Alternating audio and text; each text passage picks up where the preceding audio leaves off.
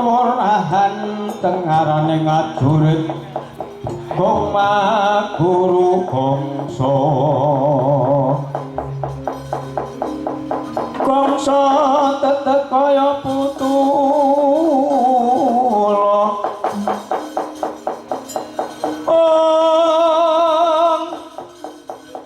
war pandriting kurang gesti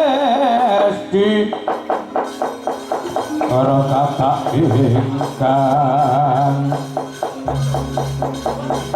kakak ingkang bojo layu sabit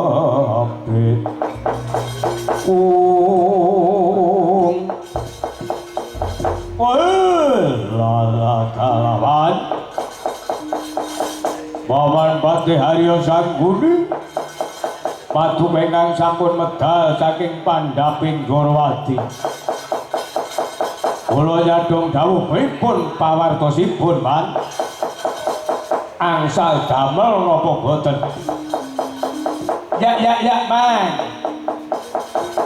sudah lama aku tunggu di pasar Purwantara paman sengkunika gak teko pripun kabare ya man kula nyadong dawuh Koko Prabu Ndorowati purun dipun derekaken teng Ngastina napa boten man? Ih, paman kados pundi? Pawartosipun anggenipun suwan wonten ing nagari Ndorowati, paman. Iki ngene ya nggih. Anak-anakku Kurawa kabeh Dursasana, Durmagati, Kartomarma, Swatama lan kang padha rawuh. Kabeh prajurit kang padha kabyantara padha rungokno. Oh nggih, Pak. Nggih, Pak. Ih, ngestuaken dawuh, Paman. Iki dina Sinuwuning Ndorowati iki durung paring pewangsulan marang aku. Saguh kaboyong ana negara Ngastina apa yen ora. Lah sampean kok pun medal jawi. Iya, iki ngene. Tekaku ana Ndorowati iki ndelalah ana kang barung sinang nggih. Ana kang dadi pepalang yaiku si Antasena uga suwan ana ing negara Ndorowati matur yen to diutus dening Sinuwun Prabu Puntadewa. Sinuwun Prabu Puntadewa ngutus Antasena supaya mboyong Sinuwuning Ndorowati budal miyang Praja Nganarta. Lah ana ing pendhapa iki mau aku karo Antasena wis kelakon miwiti dadah ya.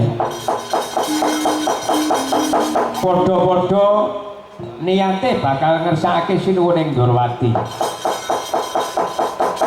Lajeng Gus Budi Paman mawanti-wanti gawe keng Sinuwuning Ndorowati supaya aku lan Antasena lungguh ning pegelaran. Sinuwun Prabu Kresna bakal nyuwun pituduh saka Gusti, nyuwun petunjuk. Mula nyengger kowe Dursasana lan kabeh para Kurawa aku wis ngerti. Wurung tan wurunga iki mengko Sinuwuning Ndorowati iki ngebotke Pandhawa tinimbang Kurawa. Prayogane laku ayo Antasena sing katon gembelo kae. Dicekel dibondo. Dipaseksa ya. Ya. Niki sik, Mas. Ngutik-ngutik macan turu e, Mas. Antasena iki niku bocah sing plunga-plungu jane ning niku digdaya niluwe lho, Mas. Senajan Antasena niku namung ijen tanpa ruwang niku. Kula kinten nek Kurawa mboten enten sing bisa nyekel Antasena. Apa yang ngono Durmagati? Iya. Sinten sing kadung dicokne?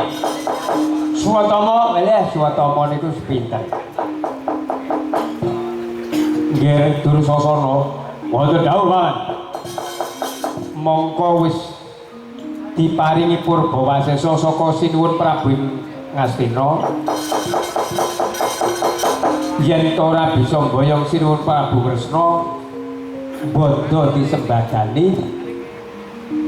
yen to beguguk kudu dirampungi mongko iki balik sing dadi pepalang awake dhewe iki Antasena ayo sapa sing bisa nyekel Antasena gedhe blandamu nggih nggih malang-malang kaya ndha kula niki namung dados dawuhipun Sinuwun Prabu Duryudana kados pundi tetep kula sedhekani menawi iki ceritanipun menika ngrangket Antasena iya nggih sapa sing iso nyekel Antasena bakal gedhe blandane lah kula tak pamit mawon kula tak wangsul mawon Pak karepmu piye wong kon ana kene iki kok nyambut gawe kok malah arep bali lah kula ajrih kali Antasena mengkene kenging sumute Antasena nyetak kula sagah ngrangket Antasena Paman kula inggih sagah Paman ya yen kaya mangkon ayo dicedhaki kae katone ana sak ngisore wit mandira kok menteng kelek kaya ngono slagane Antasena ayo nggih dicedhaki Antasena kae nggih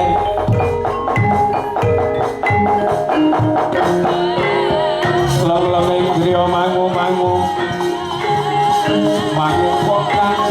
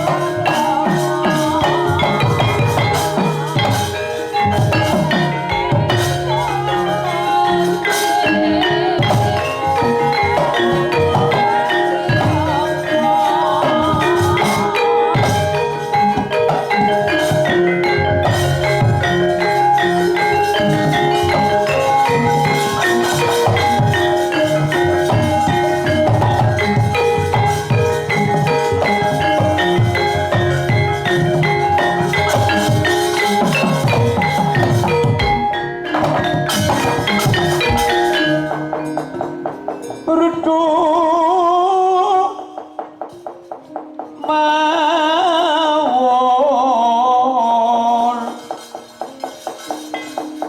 mangawon-awon-woran tengarane turit kong mat guru bangsa teteka ya butula wara pandriting turangge esti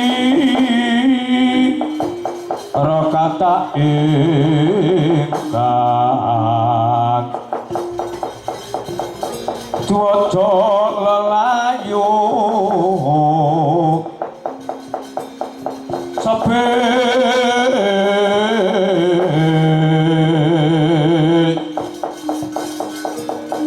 watatitat watatitat watatitat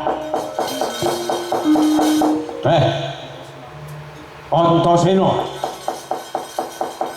malang kadak ana sak wit sore witing gulda karepmu apa oh petita-petiti wis watama kaya kurang ngerti kowe iki anak jaran kowe ya anak ula karo jaran sik apik ula larang regane jaran oh iya ula iki oke-oke piro lah 5.000 nek jaran gelem 50 juta oh iya kalah yo pancen kepala nyoto Bambang Swatama kowe teko kene mesine kowe melu-melu karo Sengkuni yen kena tak eman kowe balya wae matur marang Sinuwun Prabu Puntadewa yen to sinuwuning Ndarawati dikersakake Sinuwun Prabu Duryudana yen to kowe bali bakal slamet uripmu ning nek ora gelem bali kowe bakal dadi bandan ana ing negara Ndarawati kene aku ki pancen wis apal karo Kurawa aja meneh to mung kowe Swatama ayo kroyoken Kurawa 100 yen perlu Duryudana kon maju ana kene ora-orane nek Antasena bakal digrek karo Kurawa yen kaya mangkono kowe ora kena tak gawe becik kowe ora gelem bali ana ing negara Ngamarta aku bali yen kowe nderekne Wa Prabu Ndarawati Wa Prabu Kresna nek durung nderekne Prabu Kresna aku ora bakal bali leno pangin jamu tebyak dadamu ambrol dening aku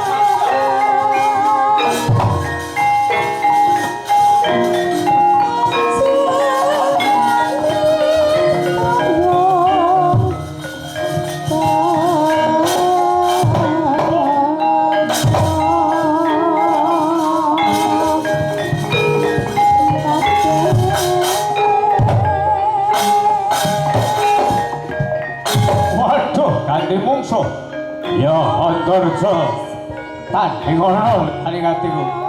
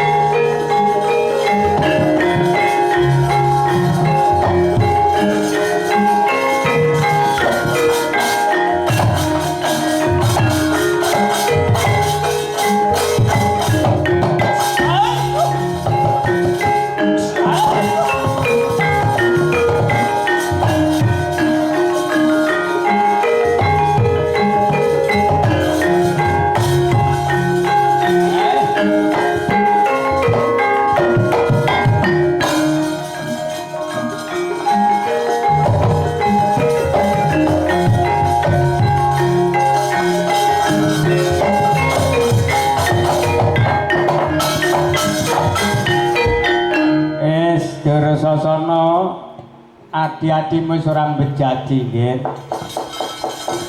Swatama maju dikena upase Antarja mlonyoh. Kartomarma maju kena upase Antarja mlonyoh. Lah bareng Citraksi rekak-rekak iki arep melu perang. Bocah sunat telung mari kok melu perang.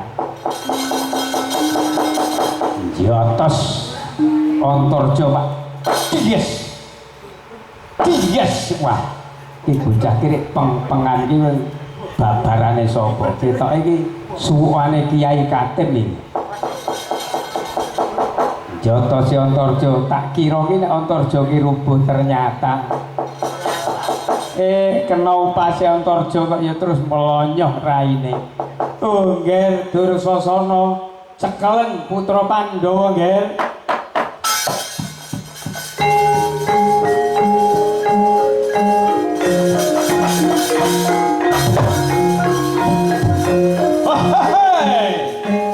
Ayo atur kanca Antarja iki kroyoken Pakmu Gedhe iki. Ayo wani karo Pakmu Gedhe kelakon tak kempit gembrek. Gatut Kaca Antarja Antasena cencang jenggot gencal.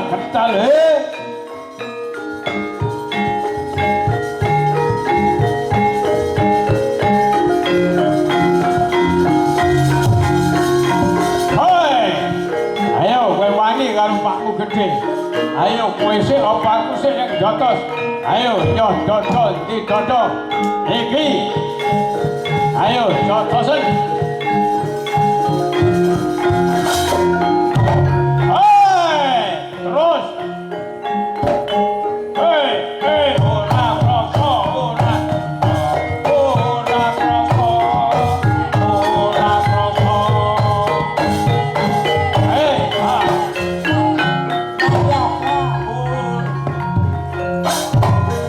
ora krasa genti. Apa? Mateko aji jayamu, maji mantramu, wateko yo. Ayo.